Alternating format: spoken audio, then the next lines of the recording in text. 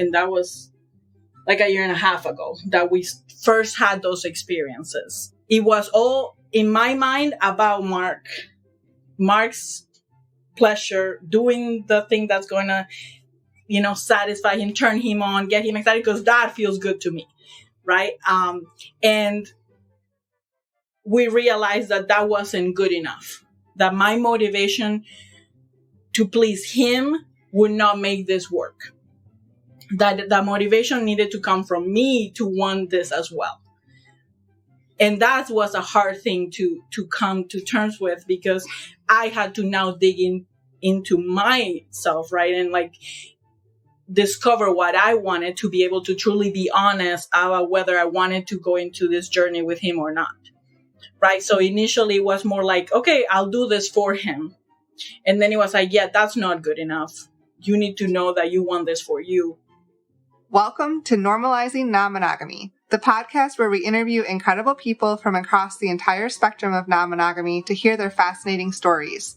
We strive to bring guests on the show who have a healthy approach to non-monogamy. However, it's important to remember that everyone does it a little bit differently, and the views and opinions expressed by our guests do not necessarily reflect our own. Additionally, we produce this show for entertainment purposes only. Please be aware that we aren't doctors or therapists. Consult a medical professional for anything regarding your health that you might learn about on the show. Enjoy! Well, welcome to episode 308. We're Finn and Emma, and today we have a beautiful conversation with Bru and Mark. They have been together over 18 years, married over 18 years actually, but they're very new to non-monogamy, only the last few years, and have gone very slow. We just have a beautiful conversation around their experiences and undoing a lot of narratives that they're experiencing as they go through this process. And just, it's a powerful conversation. Yeah, I think my 2 cents on this is, as you listened, right, when we start these episodes, there's always a snippet of conversation that we grab from something that the guests say. And it was damn near impossible to find one for this conversation because I had about 70 to choose from. You could pick them all. And literally every single thing they said was basically, I could have cut it and put it up front. So I had to pick one, and I picked one. I feel good about it, but just know that this conversation is full of incredible conversation. Yes. Yeah. So there's a few other things we need to tell you about that are important about this conversation. Number one is there is a trigger warning here. Happens about 50 minutes into the interview itself. Before that, there is a brief conversation where Mark asks Bru, hey, can I mention something around complex PTSD? And they touch on it, but they don't actually talk about anything that I would deem triggering at that point. But again, around 50 minutes, Bru shares a little bit about what her experience was. And so we wanted you to be aware that there is a short conversation about healing the childhood trauma that she experienced. And so we need you to be aware of that going forward. Yes. We also wanted to clarify that we do use, we call her Brunella in the episode. We have consent to do that. That was discussed ahead of time. So just want to make that clear too. Yeah. Well, actually what happens is I screwed it up and she was like, no, it's totally fine. And then I edited it out. And then as I was editing it later, Mark calls her Brunella like 2 or 3 more times. And I was like, okay, well, I can't take care of all of these. Some of them are kind of tough. So we got her permission to use her name. So yeah, yes. Just wanted you all to be aware. Okay, with that, we are going to jump into this amazing interview with Bru and Mark. For anyone who is a premium subscriber, and for the rest of you, we have a couple of other things we need to tell you about. First up, if you're not familiar with the premium subscription, it is a way to skip all of these announcements up front, jump right into the interview.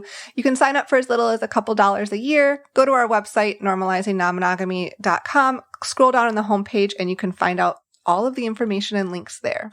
Next up, we wanted to remind you that we've recently launched a new series of episodes that we're going to be doing. Those will be called the Ask Us Anything episodes. So once a month, I'm going to partner with Miche, who is a therapist and coach from Expansive Connection.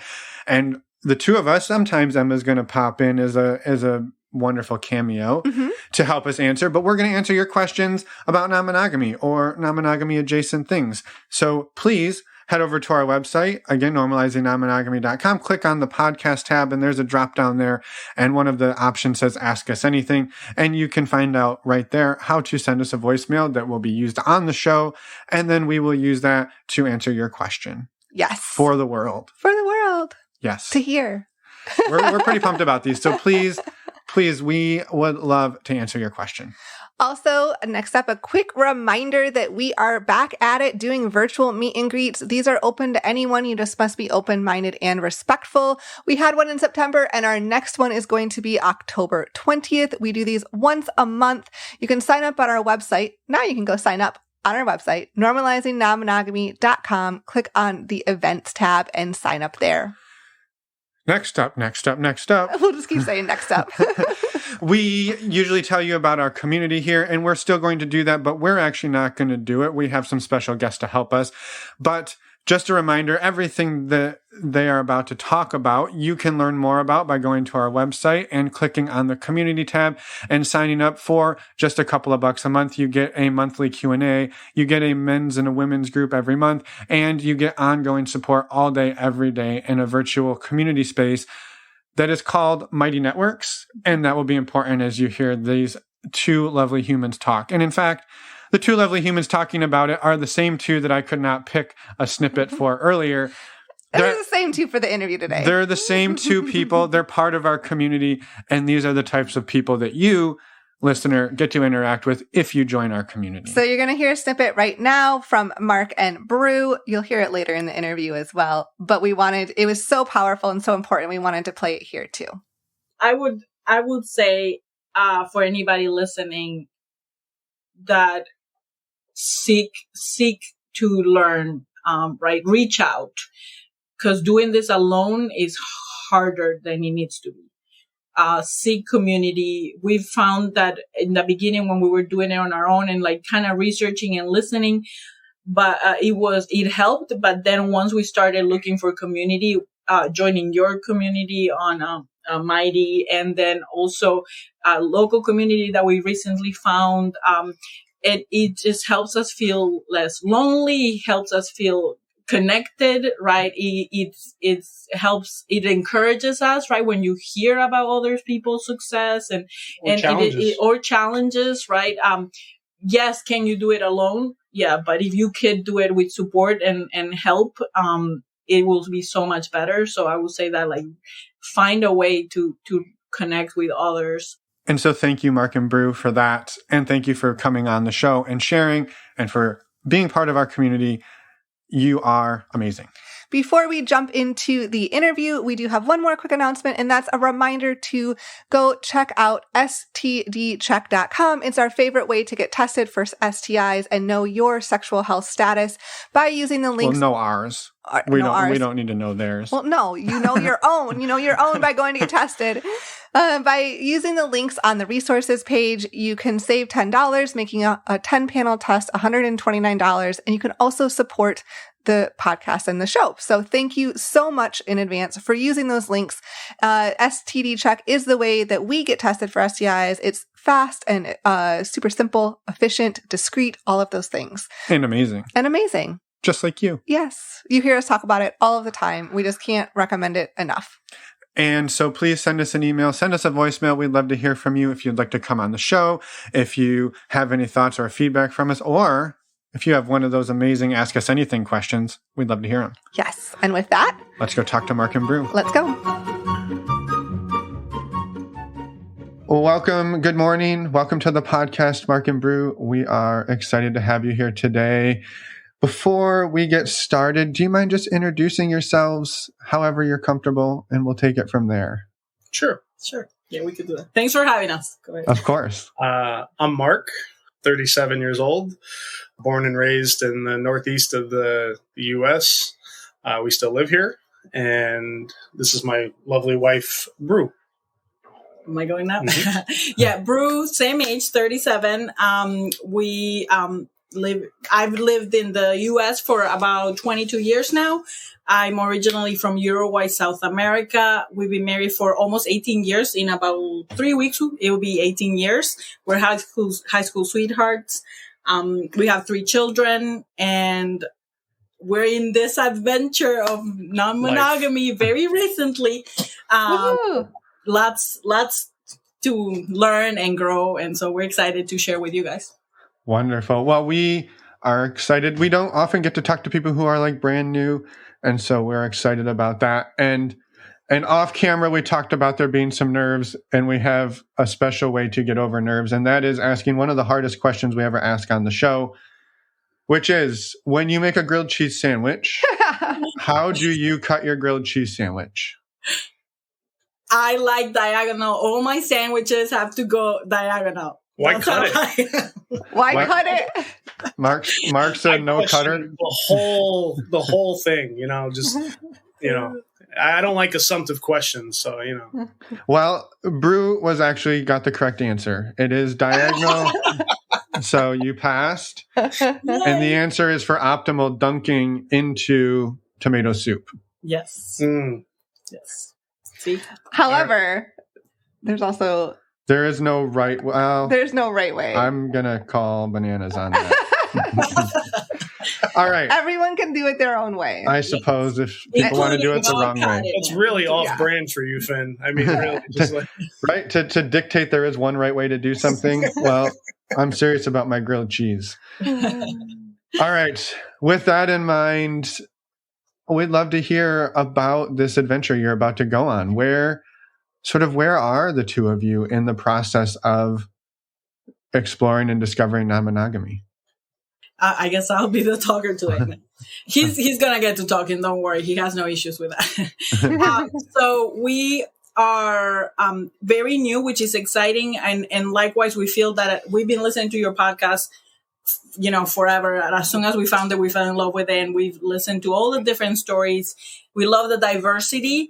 But one of the things we noticed is that a lot of people had a lot of experience, and we're like, we love to go on because, the newbies, right? Like very early in the stage, I think, it helped us a lot to learn about the different things and to hear from people who were in similar positions. So we want to share that as well, right, with other people that maybe benefit from it. So where we are right now, we're about 2 years into exploring, and that exploration has been very slow. It's been a lot of initially researching, reading, talking, lots of difficult conversations, crying, fighting, right?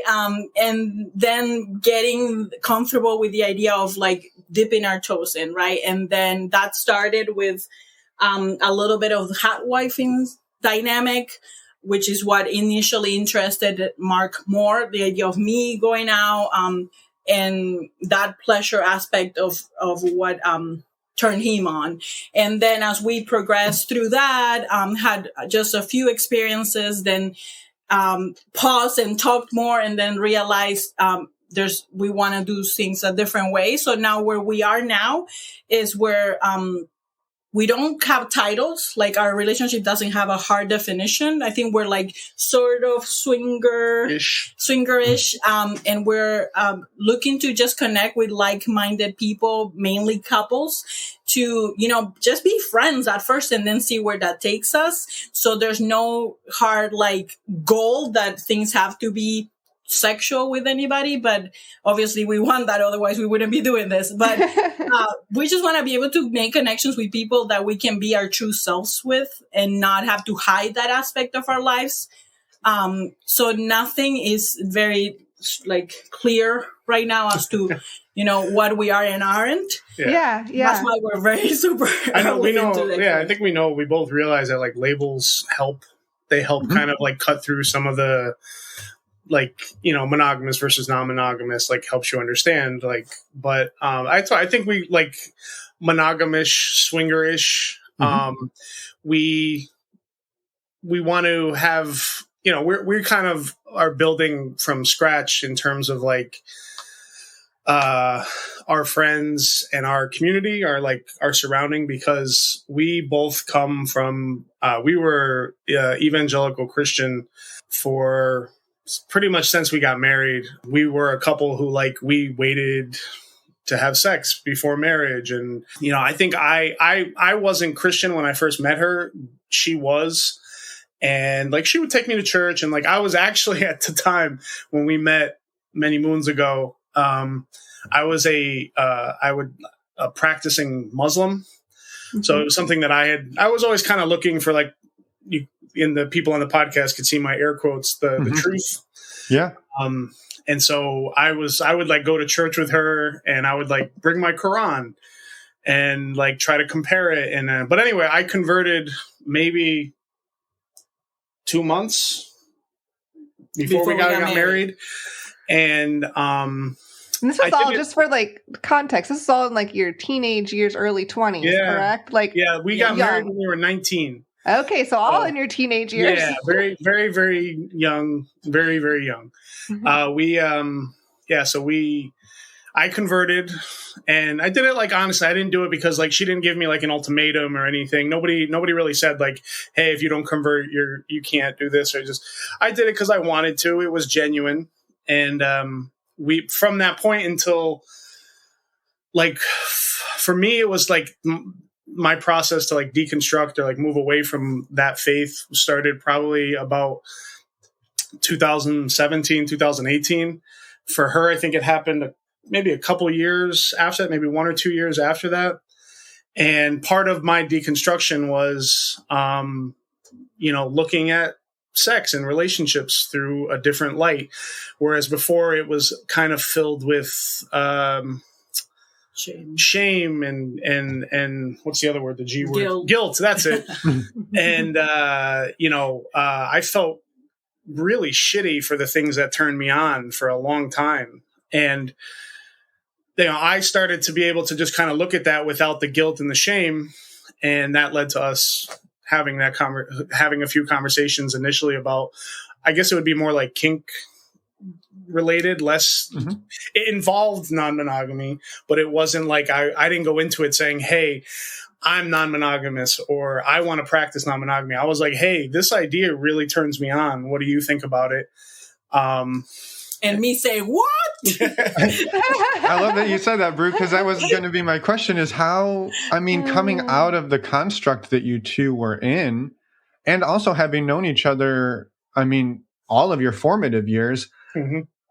How do you have that conversation? Because, right, that implies, right, you've been hiding stuff. And also it's probably completely against everything that you two are learning in church, unless what you mean by evangelical Christian is very different than what we've been hearing about in the past. No, so the churches that we went to, oddly enough, a lot of the stereotype stuff, it was more background than like mm-hmm. foreground. So like they weren't like being ultra non-inclusive, right? Sure. They weren't like, it was more about like, loving people and even like, and again, like I don't look back on that. And like, I have a lot of nuanced views about my mm-hmm. time as a Christian.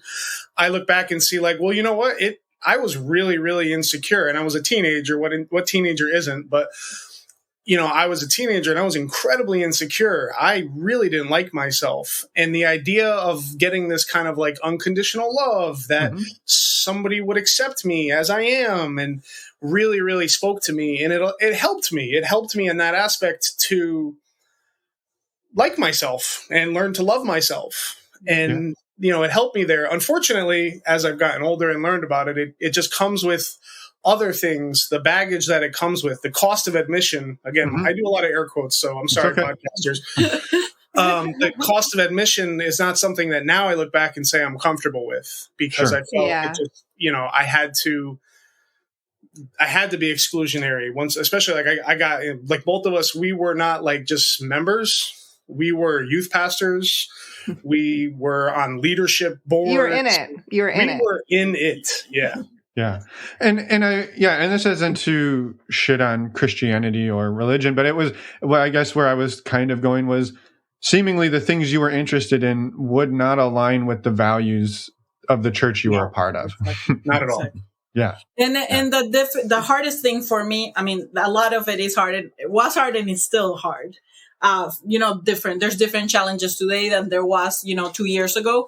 But the hard thing was listening to Mark opening up about his kink and the things that turn him on and his different views just on relationships as a whole, and taking it because of my own trauma and my own personal issues as like, I'm failing. There's something wrong. Why would he want this? There must be a problem, right? Is he not satisfied? Is there, I'm not enough, there's something wrong with our relationship, because why would you?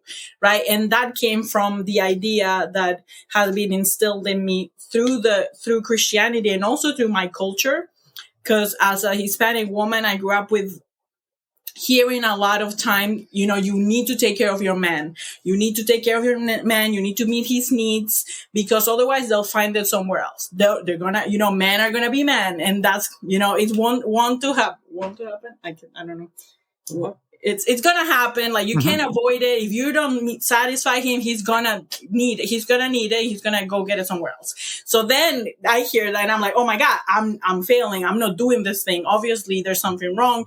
How do I fix it? I'm a fixer, so I have to fix it. Right. And it was very shocking at that moment, because like he said, we were still in the church. Now he had time to process this in secret, right? He knew his heart, he knew his feelings, he knew his body. So as he felt things coming up, he could process them quietly, right? Now I'm hit with all these things. Yeah, right? I backed up the dump truck and was like, here you go. Yes. So that was very overwhelming. And and my response was not positive. And when was this approximately? How many years ago? Yeah, that was about two and change years ago. So relatively recently, as far as the amount of time you've been together. Yeah. Yes. And again, at that time, I didn't even know. I've heard this a lot on your podcast, and it resonates with me, where people say they didn't have the language. They didn't know this was a thing. I didn't even know hot wifing, never mind non-monogamy and all the other stuff, all the dynamics that happen there and the language that can help people define things. But I didn't know hot wifing was a thing. So I started Googling it, and, I Googled, but to be honest, I learned, although I had time to process it, and I definitely, looking back in the past, I wish I would have been more honest up front. I wouldn't have had to do this in like by myself or in hiding. I learned a lot of things about it after I shared it with her as well, because it was at that point where I felt like the people say like this weight had been lifted off my chest. I started to feel more like, oh my God, I can be honest. And even though it was hard for her to take, I was like, no, I'm just going to be honest. Like, this isn't going to work. If it doesn't make sense. Like, it hit me, like the light went off in my head. It was like, it doesn't make sense. Like, why not be honest? Like, let's just, now it's Pandora's box is open. So let's just put all the variables out there and see how it goes. And had you started like backing away from the church before that? Yeah. Okay, so there was a little bit of a. So this is like 2020 and like end of 2021, 2022. We had already stopped going to church, partially not because we were interested in non-monogamy necessarily. It was because of things related to COVID. Me having really starting at that point to have really fundamental beliefs and differences about. Things related to COVID, things related to politics, things related to, in my view, just the treatment of people. And I said we were like part of the leadership. And so like, there were things that were going on behind the scenes of the church that I was like, I'm genuinely upset and uncomfortable about this. And I don't think I can be a part of it anymore. And we kind of like, because of COVID, like we stopped, they in our, not every state did this, but where we live, because of where we live, the churches was shut down for a while. They were shut down for a while, and we stopped going. And we kind of like we both shared this feeling of like we don't really miss it. Like we're not like, oh man, I can't wait for church to start up again. Like we're like this is kind of nice actually, and that kind of started us like shying away, not really becoming active members. and at simultaneously starting to question our core beliefs and the things that we kind of followed. We were always more liberal, even when we were in it, not just politically, but just, I guess you could say politically too, but it was just like, we always like, like I remember having arguments when the U.S. Supreme Court, quote unquote, legalized same-sex marriages. And I was like, yeah, I'm all for this. Like, why would you not be for this? Like, even though at that time I didn't believe it was the I feel so bad saying this, but the right lifestyle. We don't believe that anymore, please. I said, I feel bad saying it now, but at the point I was like, but those people should be allowed to do the same thing. Like, why are you going to stop consenting adults? And I was kind of shunned, and like people like would, gasp when I would share my views on that. But as an example, that was really like COVID was really like a breaking point for us when we started to shy away from actually going and being members of a church. Yeah. Thank you for expanding on that. I didn't mean to necessarily link like leaving the church with non-monogamy specifically. There it's an evolution, right? And that was part of it. That's a part of it. And there were lots of other reasons why you moved away from the church too. I believe it was very important in our process of exploring non-monogamy, because things would have been different had we not also been leaving the church at the same time. Because we've talked about the hypothetical, if Mark has shared this with me, 10 years ago, 15 years ago, if we had known going into I wouldn't have married him. It's horrible to think that way, but it is, because, we have to be honest. That's who we were. I was so into it and like so against so many things that this was like a big no-no. Like, no way. Like, you don't even think about this stuff. It's this, you get married and it's forever. And, till death do us part, right? And we still love each other and are committed to each other tremendously, but not at the expense of our own selves. And I think that was the big thing that we've learned through this whole process. We're still learning through the process. Yes. Is that, we shouldn't burn ourselves to keep the other warm. We use that saying often. We shouldn't sacrifice our own needs and who we are in order to fit into this ideal scenario of what a marriage is supposed to be like, what a relationship should be like. Because then how could you ever be truly happy in it, right? Are you in it because this is good and this fulfills you? It makes you, feel like you're enjoying life, or are you in it because you're supposed to, because you signed a contract, because somebody said, let them be, now they're husband and wife, right? So I think now it's, much more honest, right? The commitment was there then, but now it's even more true and more real, because knowing everything, with everything on the table, we are still choosing each other, right? Where before it's like you chose each other, but you didn't know, right? There's so much that was hidden, and then you have to question, well, would I still be with this person if I have everything, right? If I know their best and their worst. Mm-hmm. Right. And so that's been a huge and continues to be a huge part of our exploration, is that as we come up and we're honest with what turns us on, with what turns us off, with what we want, with what we feel, are we still, checking, you still want this? You still want me? You still want us? Right. And then moving forward from that. I don't know if that made sense. Yeah. No, it makes total sense. And I just love how you framed all of that. And I get nervous about asking these types of questions. The next question I'm going to ask, because I don't want to make it seem like one of you is the reason, or you are the one who I'm the reason. But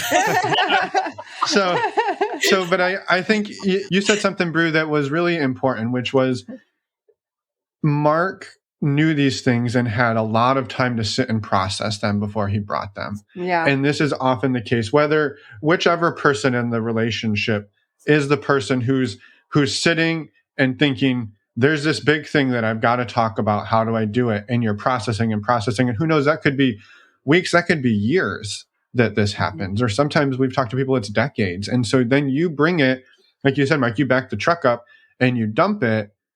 And then you get to play a new game of sort of it's waiting to see if the other person can what is their processing time like, but also what comes out of their processing. And I'm curious, Bru, for you, once Mark dumped this on you, and it almost in some ways like cracked open the world view, did that give you any type of freedom to say, well, what is it that I actually want now?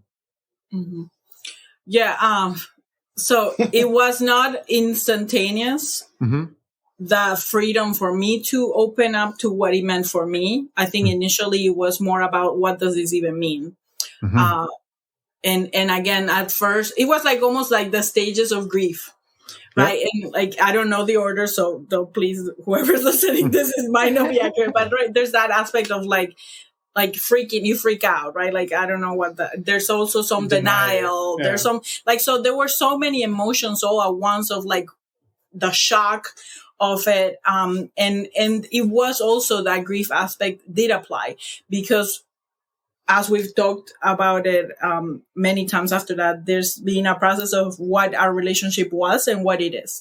And there was a grief in the sense of that the world as we knew it in monogamy and in religion and in, right, it blew up.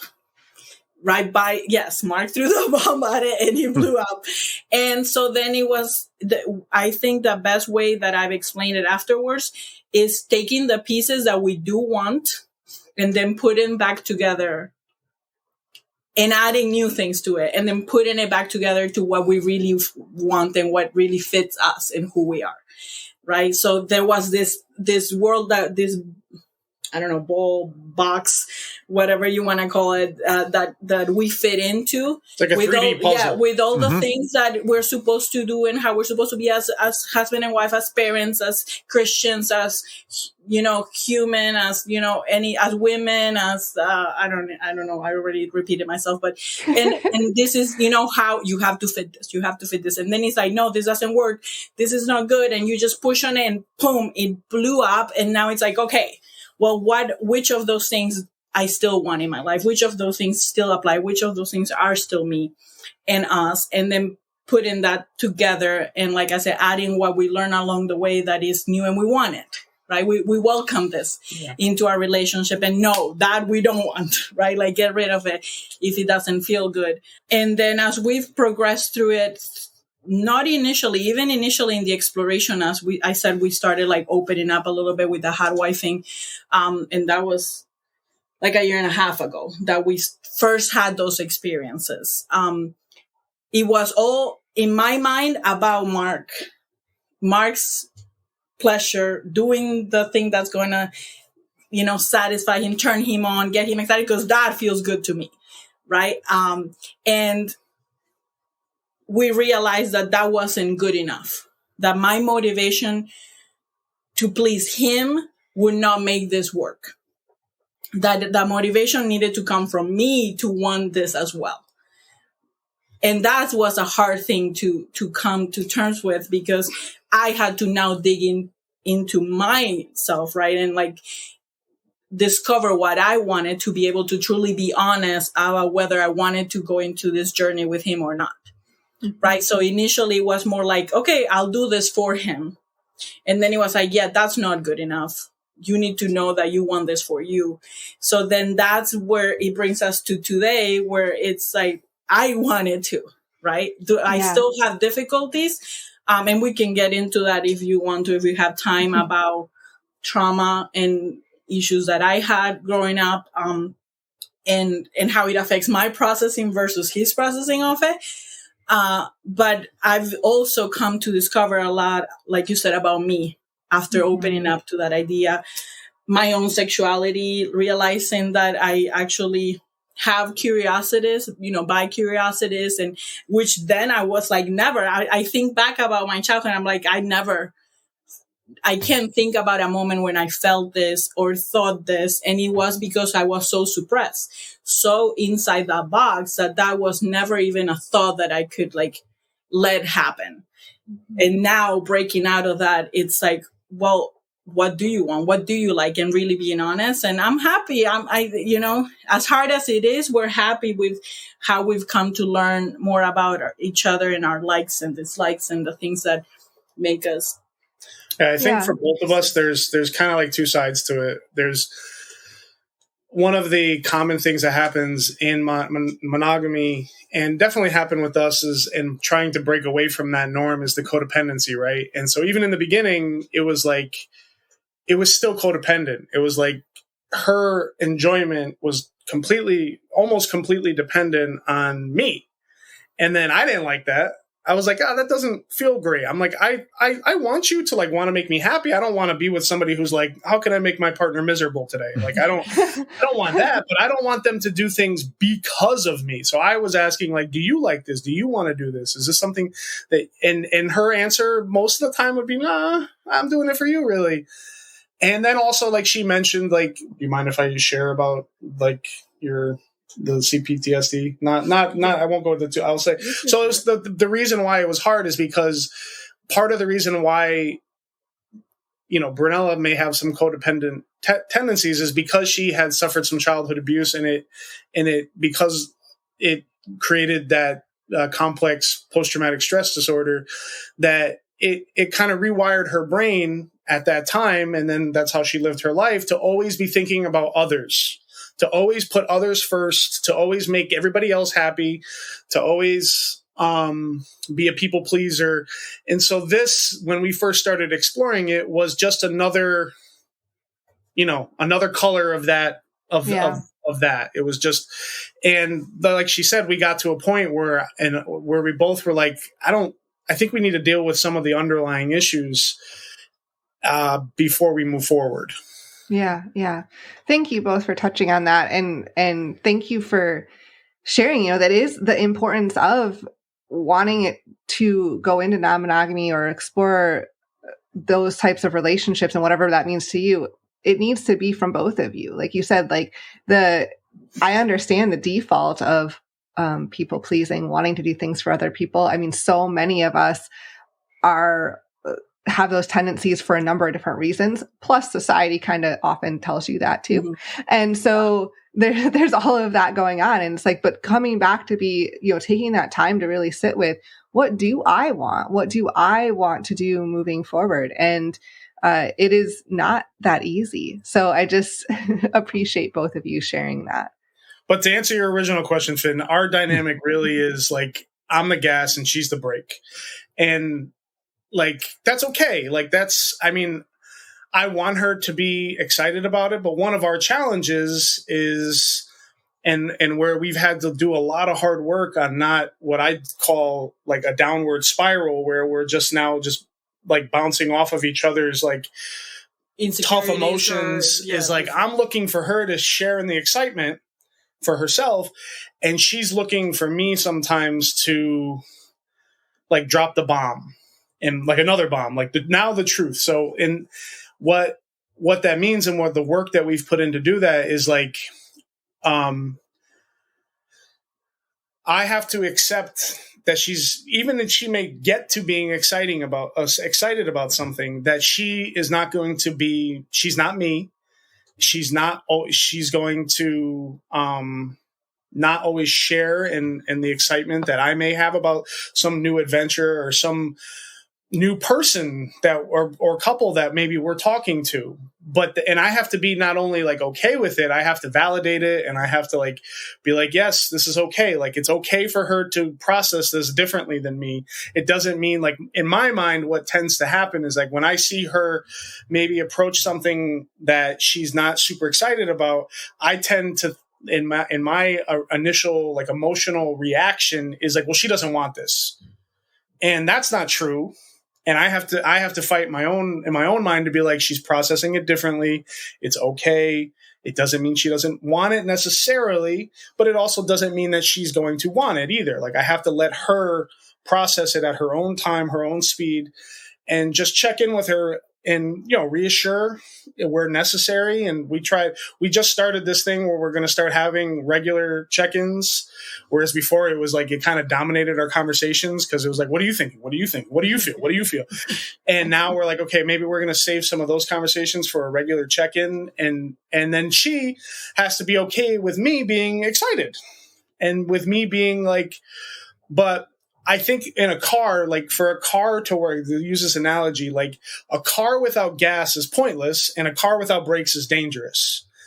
So you need, like, I've gotten to the point now where I'm like, I'm really thankful for that dynamic in us, because it doesn't mean we don't get to explore, which I think I wouldn't want. It doesn't mean we don't get to, be our authentic selves. It just means that we just need to go at a pace that's makes everybody safe and makes everybody,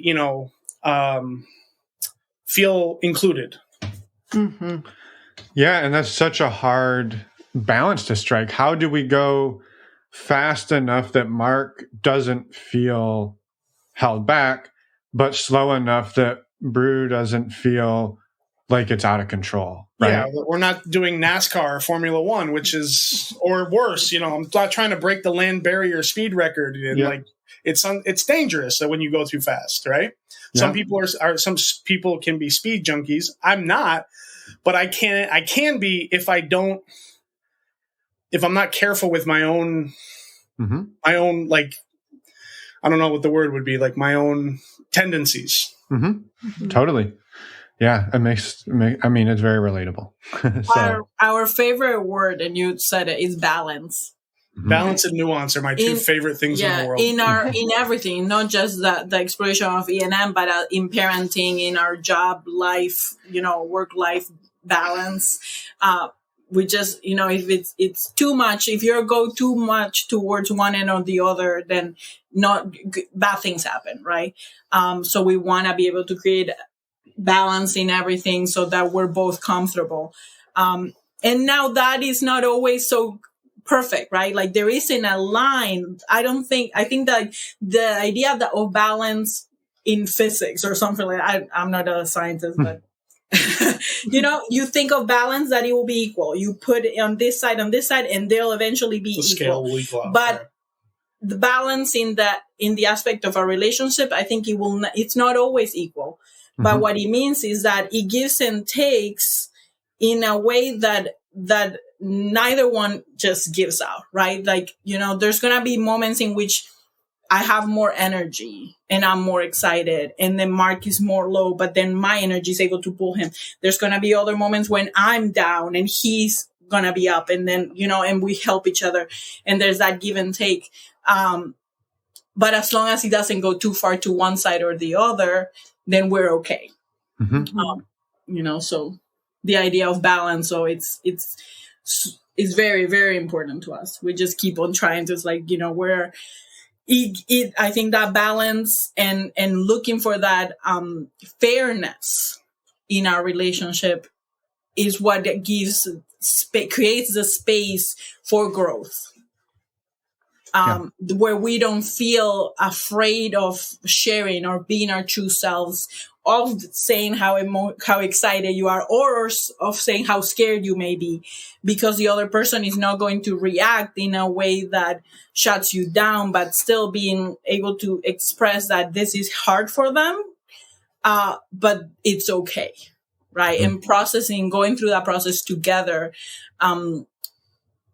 that's been huge. It did not start that way, right? Yeah. It started with a lot of triggering each other, right? That he will share his excitement and my response will be to feel triggered and afraid. And, oh my God, this means he's going to leave me. And, oh my God, he's met somebody else. And, oh my God, he's fallen in love, right? Or like things like that, jumping the gun, right? Like jumping ahead to assuming things without really giving him the space to be honest and share calmly. And then I would get triggered because I'm like, I'm doing this quote unquote the right way. Like, why doesn't she trust me? Like, I'm not a liar. Like, why is she treating me like one? And then I'd get defensive, and it would just, that's where I said it created kind of that downward spiral where we were just kind of like feeding off of each other's triggers. And it's a hard thing to do, to stop that cycle and do the work and say, hold on, Like, I'm not going to assume this, but I want to ask it. And I would have to say,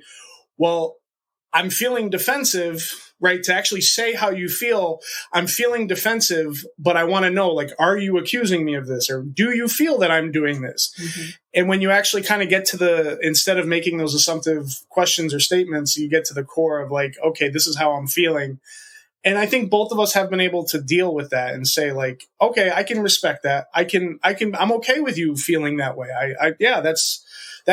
You feeling X doesn't bother me. But however, you reacting to that feeling and feeling defensive or acting accusatory, that does bother me. And I'd appreciate if you didn't do that. So, but that's a hard conversation and thing to do. Like I don't think it's the way our brains are wired, us personally, naturally. And so it can be hard to break that wiring, to do that rewiring. Yeah, that's huge.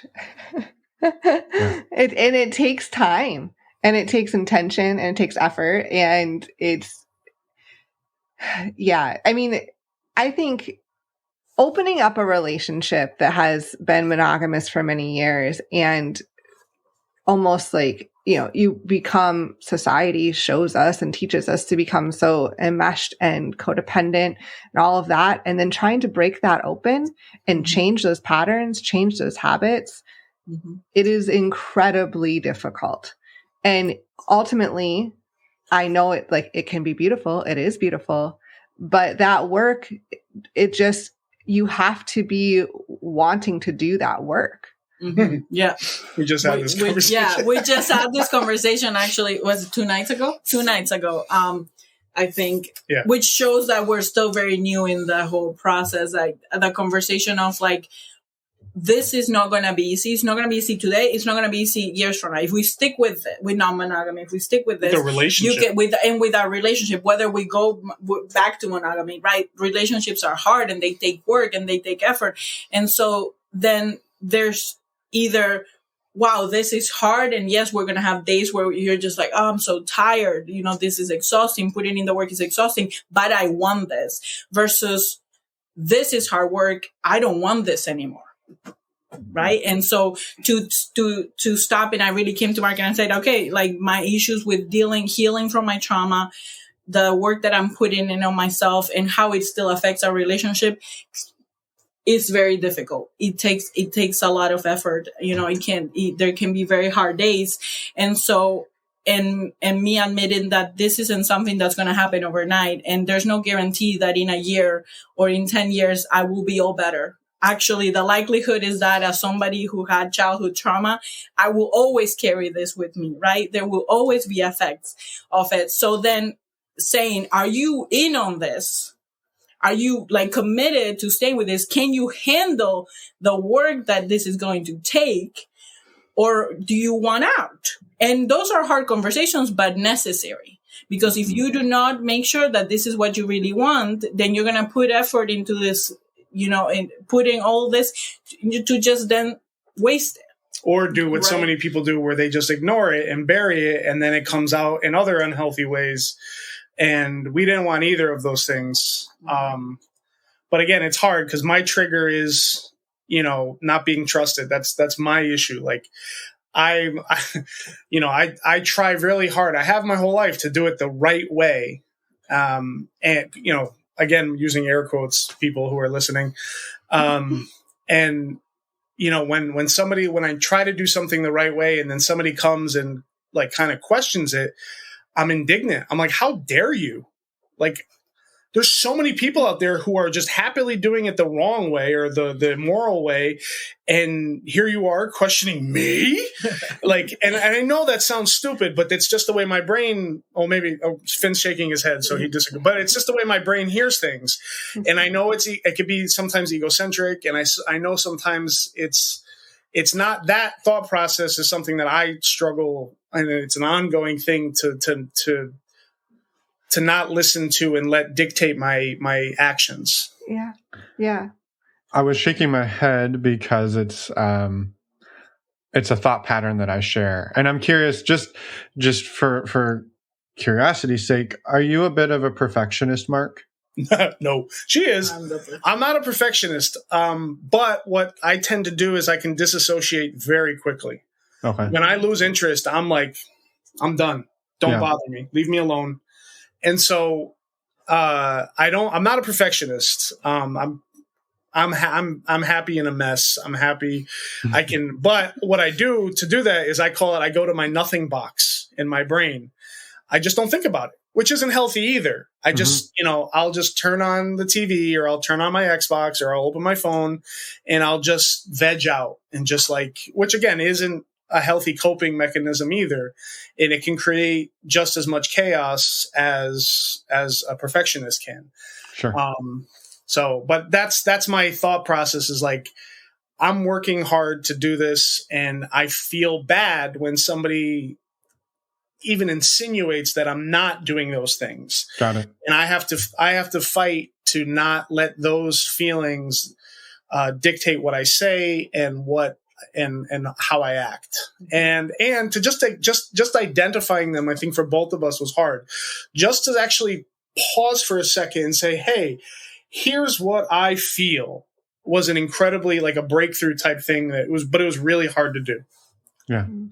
Yeah. And I appreciate that. And I asked that question because you and I land in a very similar place when it comes to that, being a little bit indignant. And I often tie mine, it's similar in the sense that you're questioning my integrity, you're questioning my trustworthiness and all of that. And there's also a part of me that says, look, I have been searching for a way to do this perfectly for a number of hours that you probably couldn't even fathom, weeks, months. I've spent 15 hours a day thinking about this to come to the quote unquote right answer. Yeah. And for you to then say, well, I don't know if that's the right answer. It's very challenging for me to absorb, because I'm I've dedicated the last 3 weeks of my life to seeking out this solution. Mm-hmm. And you're seemingly have not. You're just poo-pooing on it. You're just I get it. Yeah. Yeah. So it seems like shiny object, and they're just dumping mud on it. Yeah. And that was going to be. I could do that with my thoughts. I could do that with my opinions, because I think a lot about the things that I believe, and when I go to a topic. I like one of my, even though I work in construction, but one of my hobbies, and in my former life, I worked in finance. And so economics is really interesting to me. So I think a lot about economics and I've gotten in some arguments or debates with people where they literally are I can't talk to you.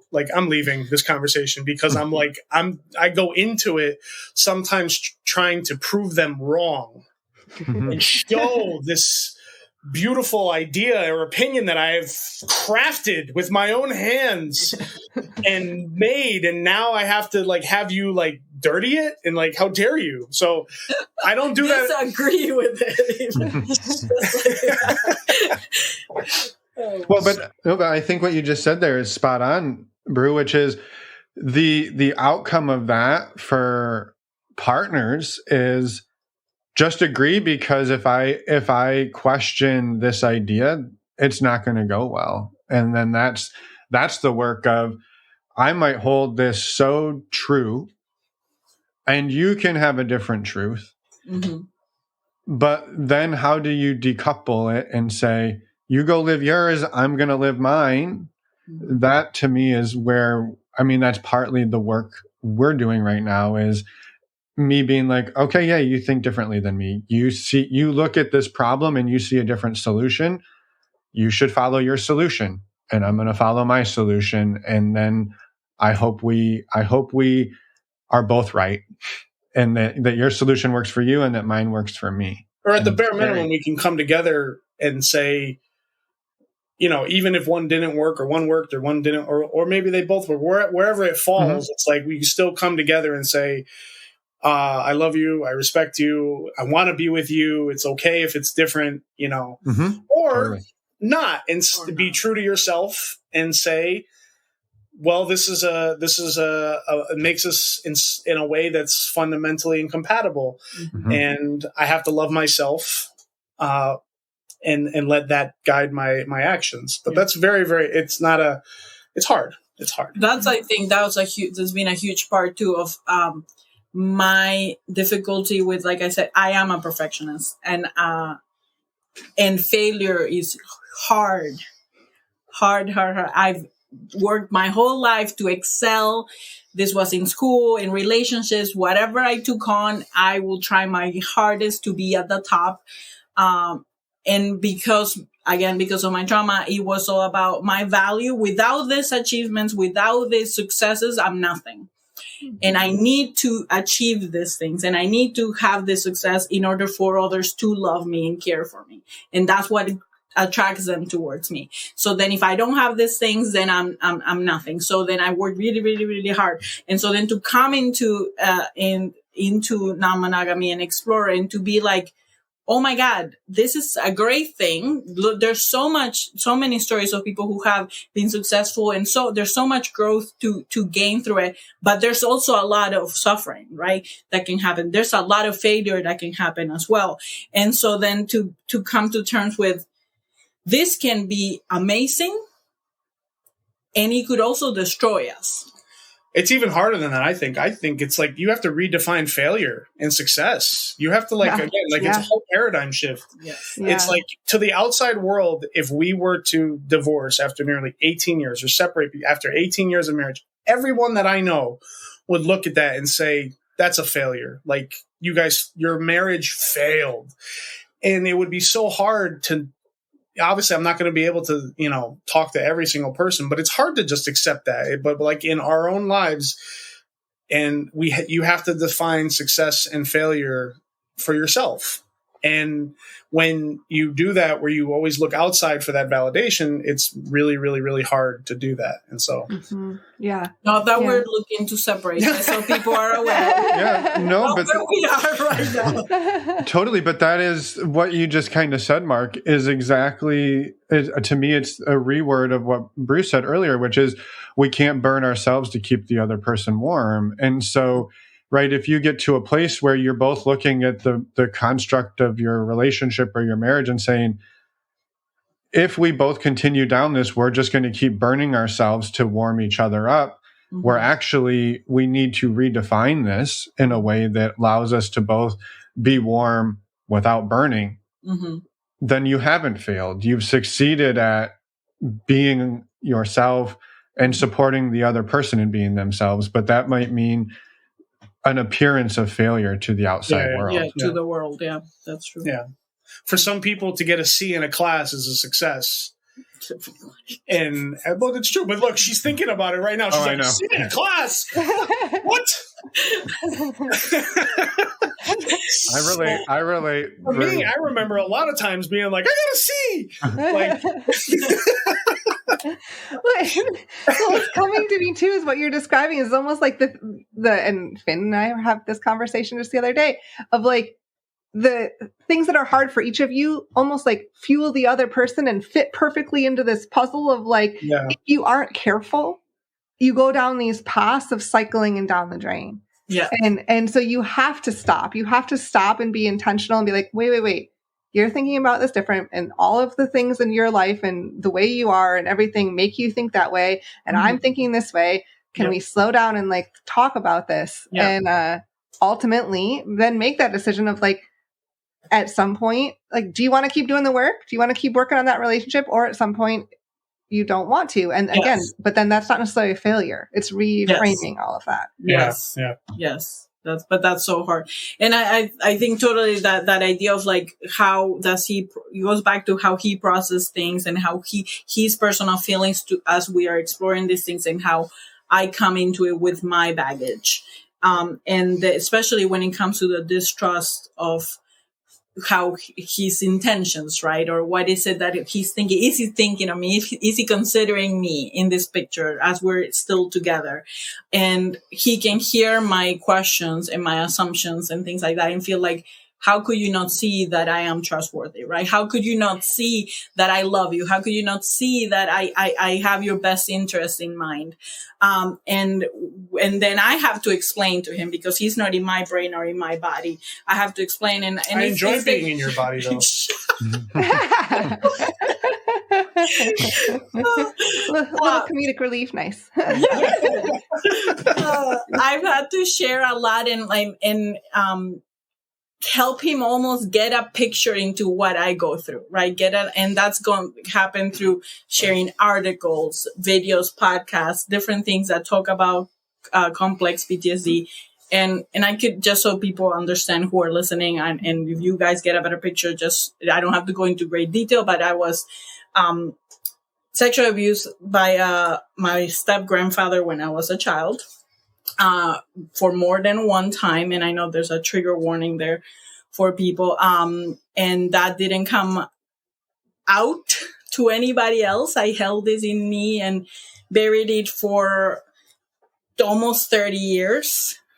And I shared it with Mark, when I was pregnant with our youngest, who is 5. And so that was a lot of years of my brain processing things in a way of carrying that trauma and not dealing with it. And it affected every area of my life, including my relationships. So then we get into the whole dynamic today of my trust issues not being related to what Mark is doing, but being related to the past and the trauma. And then it being triggered because I actually shared an article with him recently that explained what CPTSD is like when you're a child versus as a grown-up, and how as a child and your brain is developing and you have this trauma that happens and it shatters your world as it is. And then you start seeing the world from a different perspective of everybody's out to get me. I'm going to get hurt. People will say that they love me, but they don't, because they're going to do something bad to me. You can't trust, and like kind of waiting for the shoe to drop or something bad to happen.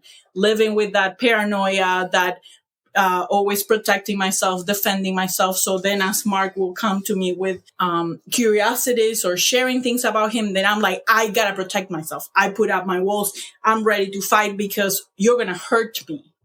This is what my body knows. This is what my brain knows. So that's the mode that I go into. And then the process now has been, instead of doing, right, reacting, saying, whoa, I'm feeling triggered. This scares me. This is difficult for me. This is what I'm feeling. My brain is saying, do this, but I'm rationally thinking through it. And is it fire or is it smoke, right? Do I need to react? Do I need to fight now, or am I still safe? And then knowing the difference and then being able to communicate that to Mark so that he understands where I'm coming from is exhausting. It is so difficult, right? But it's also so worth it. When on hard days, it sucks.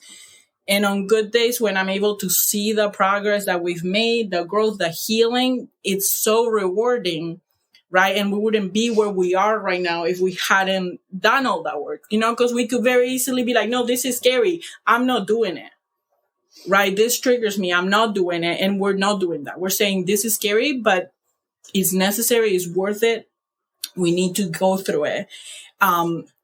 Sorry, I'm making him emotional. And I end the check-ins, like you said, Emma, of, are you still in it? Okay, like this is hard. Are we still on the same page? Do we still want this for each other and with each other? Okay, then let's keep going. And it's okay if we were to come to a check-in where that is not the answer, where the answer is no, I'm done, or I want something else. It will still be extremely difficult, but I think part of the growth is that, like, understanding that we must love ourselves and be true to ourselves, even if that meant that we cannot be with each other, right? That it doesn't work for our relationship. Yeah. Sorry. It's okay. I know there was a lot that I just shared all at once, but she backed up the dump truck. No, I appreciate, Bru, you sharing all of that and giving context to your lived experience and your life. It's incredibly vulnerable, and just thank you for sharing, because, unfortunately, I know there's people out there that can relate and will relate. and putting that out there and just the way you did. Thank you. And what I could say is her partner in all of this is like, and if somebody's listening out there and they've been through maybe something similar as her, and the reason why, like I was shedding a tear and you might hear the emotion in my voice is because as her, her husband, as her partner is like, I've seen that growth and it's so beautiful. It's just. No, he's going to make me cry. That's okay. Tears are okay. Tears are good. Yeah. And it's worth it. It's been worth it. It's been, excuse me. It's been something that's been just, again, very beautiful and very, very worth it. Yeah. Make a joke, somebody. So do you have a relationship blooper you'd like to tell? No, worst timing ever for that question. This podcast and Mark couldn't stop crying. And, No, I will say this, Mark and Bru, we've cried on here before. There's an episode that we did about 2 years ago. We had to shut it off in the middle because I completely lost it. So you're in good company. Yes. The tears of joy, because it's like I look back on, again, like I use the analogy like a few times where it's like you go, like when we started transitioning to a more non-monogamous relationship, it was like there was that grief. Like it was almost like you were leaving an old home that you grew up in, but it doesn't suit you anymore. It doesn't fit you. And so, like after everything's been moved out, you like walk through the halls, you look at it, you remember all the memories, the good times, the bad times. And then, it's emotional. But like, okay, we're, in our case, at least, we're not leaving this house, my air quotes again, because it's bad for us. Or, it's just that we have grown. We've outgrown it and it doesn't suit us anymore. So now we're going to this other thing. And so when I look at that, I'm like, oh, wow, we didn't have a, quote unquote bad marriage when we were monogamous. It just, we fell into some traps that when you're monogamous, generally speaking, and I know it's a little bit of a stereotype, you just don't address. They just get swept under the rug. And now that, in kind of almost independent of monogamy versus non-monogamy, I look at it and I'm like, wow, we're so much in such a better spot today. And we happen to be exploring this great adventure of non-monogamy that's fun and exciting and scary, but that's what adventure is. Yeah. I love that. And I love your analogy or metaphor about the house and when you move out. And I think to even build on that, right? You've left one and you move into the new one. And right, it's move-in ready, but like at what point, right?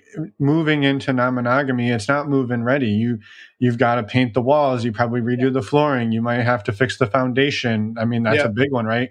Yeah. So you've got so much work for your new house to actually be livable. Mm-hmm. And so there's a spell where you're like, well, we're living with a tarp on the roof and plastic in the windows and we're cooking on a camp stove. Like that's what we're doing right now because we're rebuilding something that is a better suited home for us. Yeah. Yeah, definitely.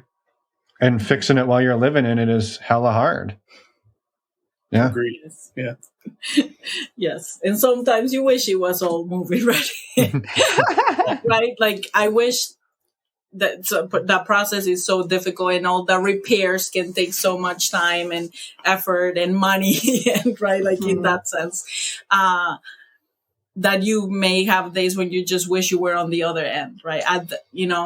Past all that work, past all the repairs, past all that time. But what is success without the process to get to it, Yeah. One of my favorite, I'm a big hip hop fan, rap fan.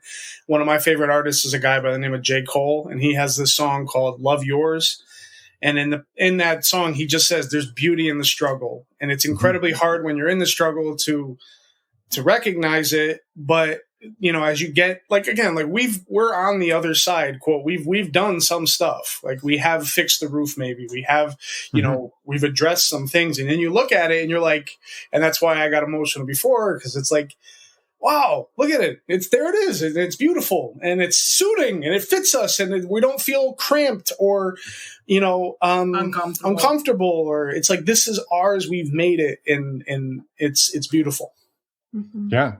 Which is also much more rewarding than moving into a house with a new roof already on it. Right. Yeah.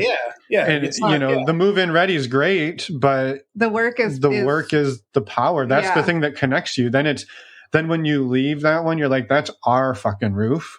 That's not the roof that came along with the house. Yeah.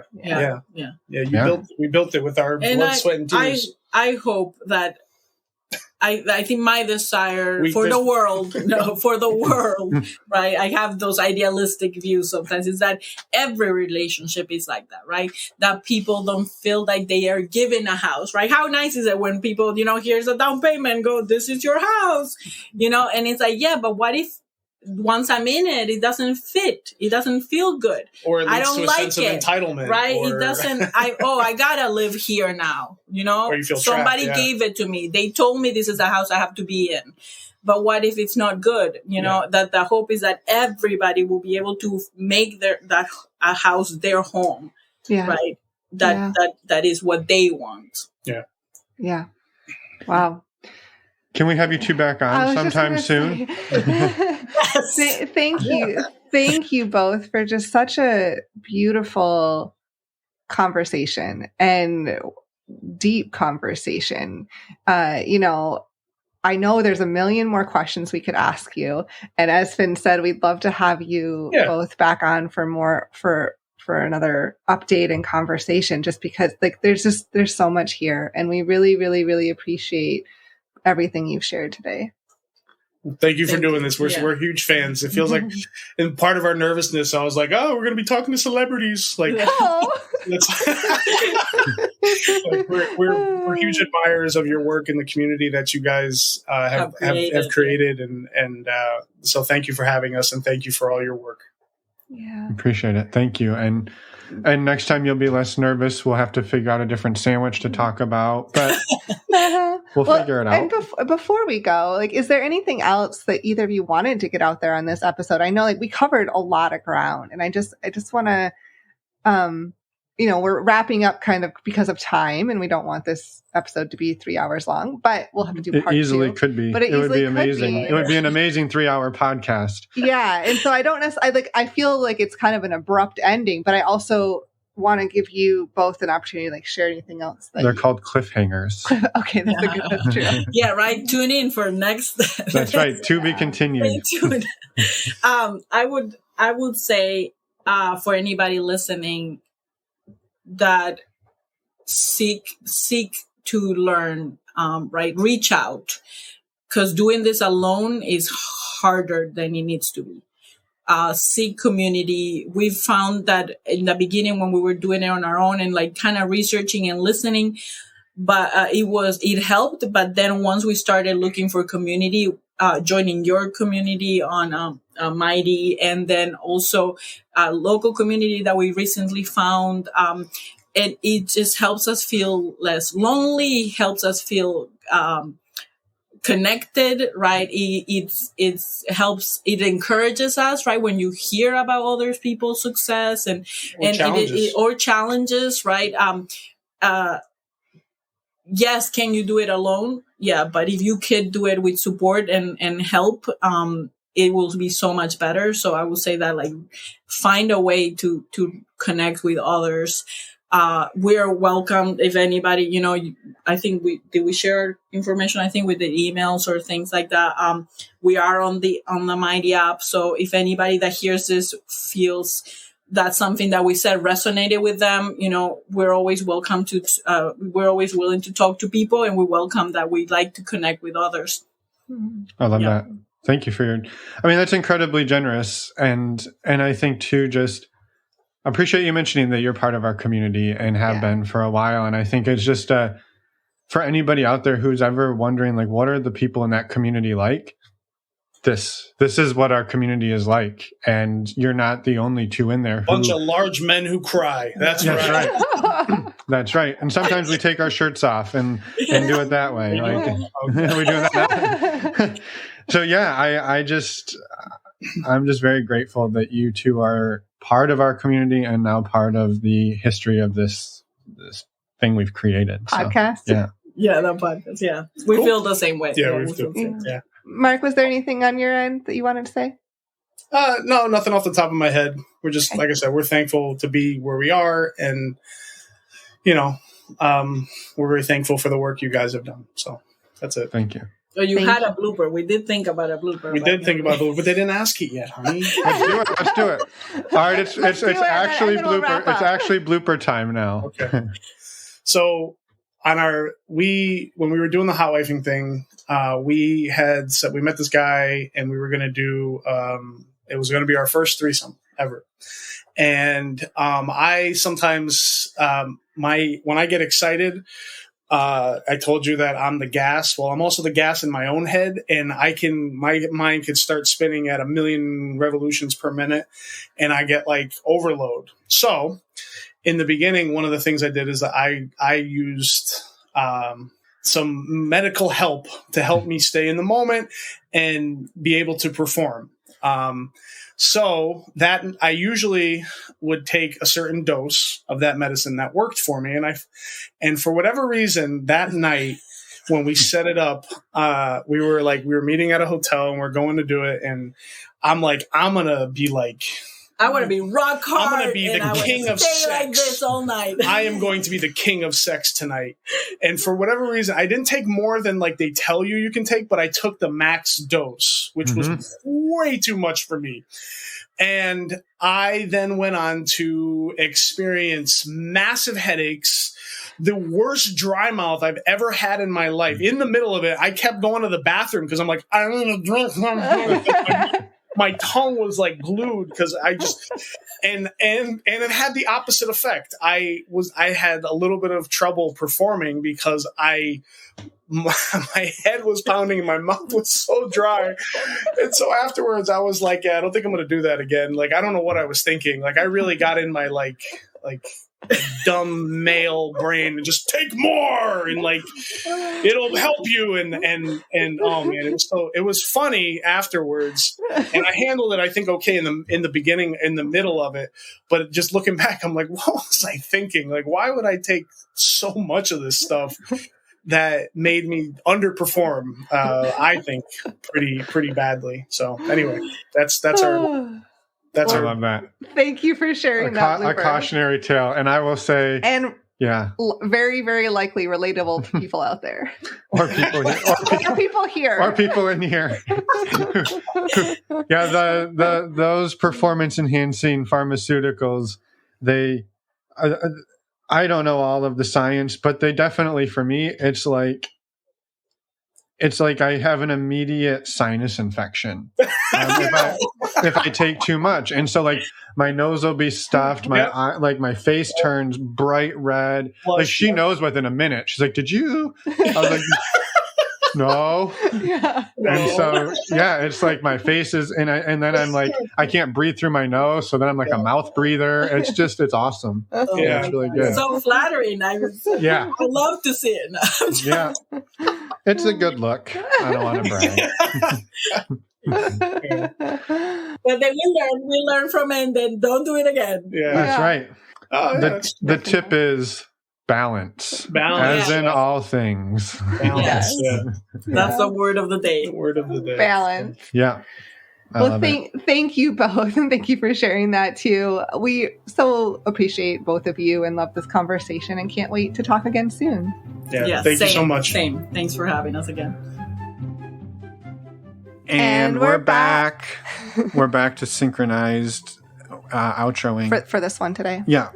Thank you so much, Bru and Mark, for everything. We love talking to you and just love the conversation. Appreciate the vulnerable shares and can't wait to check back in the future and see how things are going. And by future, she means like 3 minutes because you're in our virtual community and we can check in anytime we freaking want to. That's true. But thank you again for everything. And just a reminder to all of you, we have a virtual meet and greet coming up on October 20th. We have our Ask Us Anything episodes, which are just recently launched, and we need your questions for myself and Miche to answer. To send us those questions, again, you head over to our website, you click on the podcast tab, and then there's a little button there that says Ask Us Anything, and that's the one you click. Yes, we're super excited to hear your questions and can't wait. And with that, next week we have a beautiful interview with Orit. We're super excited about this one. So come back and listen in 1 week. And in the meantime, have a fabulous weekend. And I think that's it. Do you have anything else? Just be amazing, yeah. That's what I would say. Bye, everyone. Thanks for listening.